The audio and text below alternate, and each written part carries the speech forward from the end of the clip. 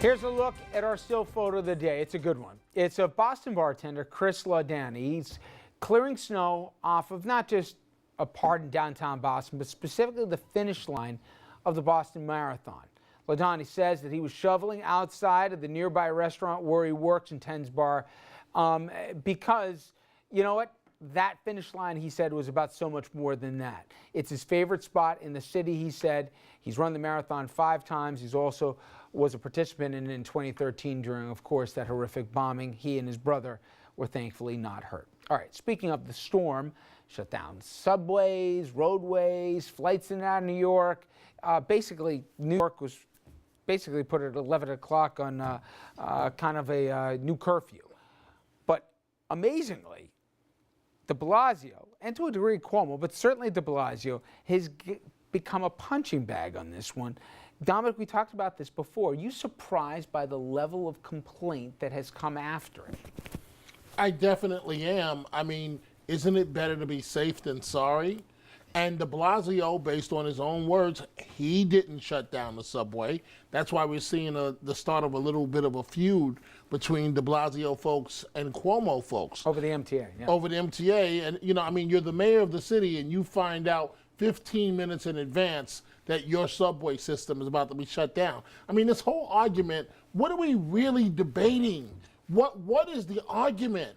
That they did what they're supposed to do. They're supposed to protect us and look out for our best interests. I don't disagree with anything you said, except for the part where you said, I'm surprised that people are complaining. People complain about everything. We are such a complaining society. But that don't mean we have to listen. If everybody's complaining, you got no choice but to listen to ridiculous it. And stupid. But everybody complains. If your street doesn't get plowed in time, you're going to complain about that. If you had too much snow, you complain. If you got too little snow, you complain. We should continue complaining. No, I'm just saying that people are complaining. I'm saying you should not be surprised by the complaints. Okay. You know, Mike, for me, it wasn't just a bitch session like, oh, God, you know, look at everything. People are like, well, what about the guy working at the deli at 11 o'clock? How was he supposed?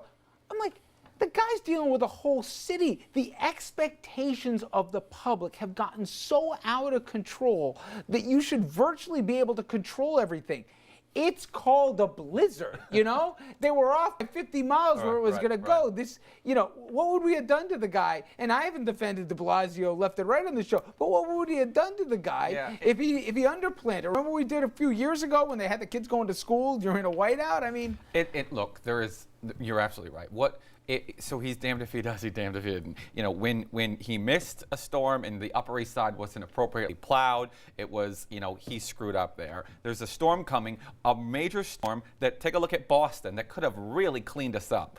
He prepared. I mean, that's what you want a mayor to do. That's what you want a governor to do, to prepare. At the end of the day, what is the difference between, if you have to weigh, you know, telling people that after 11 o'clock at night you can't get a cab, or you should be closing your businesses down, or run for it, go for it, so that in the morning, if we actually get hit with this thing, then everyone's going to be knocking on my door because we did nothing about it. This thing, from somebody who's managed communications, have you found it's not just the politicians, the people have a lower opinion? People like to complain more. I mean, we always like to whine, but it's unbelievable. Is it false expectations, or people just like to bitch and now they can do it in real time on Twitter and Facebook? Part of it is the fact that everything is social now, so you can do it in real time. Part of it is there's so many new outlets by which you have to fill content with.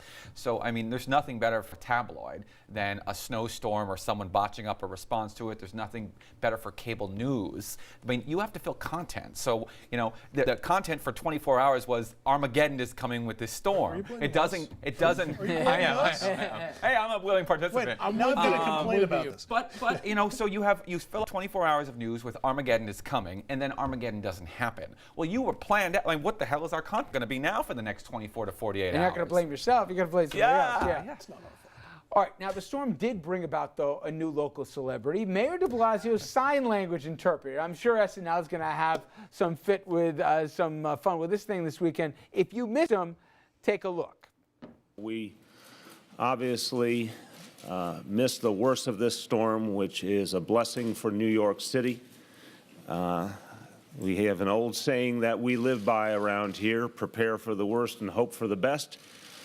We got a much better result than the original projections had portrayed, and we were spared the worst of this storm. Trust me, this guy wasn't the first guy. Anybody forget here? Former Mayor Michael Bloomberg, sign language interpreter back in 2013 during the presser he did on Superstorm Sandy. SNL, well, they gave folks a few good laughs on this one. I'd also like to thank my staff, with a special thanks to my sign language translator, Lydia Callis, who brought some pizzazz to what would otherwise have been a dour occasion. Thank you, Lydia, for your pizzazz. And don't forget about this interpreter in South Africa. This guy's, he got the gold medal for this one. You won't forget him because he stood directly next to President Obama at a service for Nelson Mandela. It turned out that he was a fake. He wasn't even using sign language at all. He said he became disoriented and had a schizophrenic episode and thought he saw angels and heard voices. Once again, SNL couldn't let this one go. And while I can't say that I've been entirely thrilled with the results,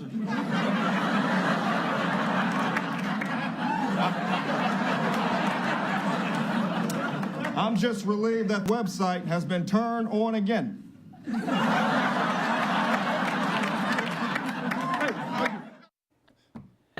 My question is, I don't know this. Maybe you did because you're. Is the thing that goes along with the hand signals? Is that everybody's got their own take on it? They're putting a little bit of. Same with swagger. Yeah. Well, apparently, so this gentleman, I just read about this. This gentleman is actually deaf. And so he actually, there is a second interpreter who's in the room who can hear, who hears the speech, interprets to him. But because he's deaf, he has a technique which is much more dialectic for people who are actually deaf. So you see all that animation is actually because he can more sort of appropriately communicate. Really? Yes, it was because we all watched it and saw the same thing. Like there was such animation involved, but apparently he can communicate better with the deaf because he is deaf, and so his style is actually dialectic. I have a question for you as the communications guy.